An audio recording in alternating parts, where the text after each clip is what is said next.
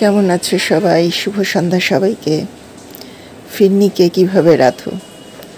ফিরনি তো অনেকভাবে খাওয়া যায়। গুড়ের ফিরনি, দুধের ফিরনি, গুড় দুধ দুটোটা মিক্স করে ফিরনি। আমার অবশ্য ফিরনি সবভাবেই পছন্দ। আগে চালটা ভালো করে সিদ্ধ করে নিই, তারপর দুধের সাথে মেলাই, একদম শেষে গুড়টা যোগ করি, যদি গুড় দিয়ে করি, আর না হলে চিনি। তারপর যেভাবে করি সেট করে ফেলি বাটিতে।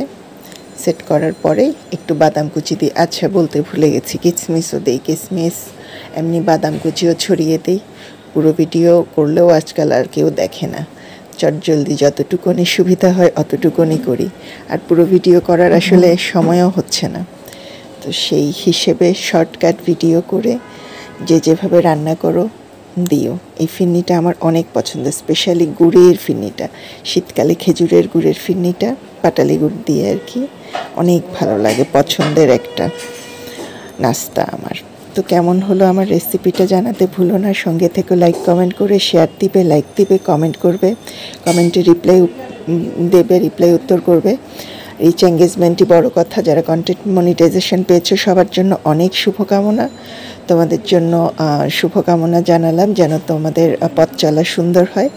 তো একসাথে আমরা সবাই গ্রো করব। Let's grow together.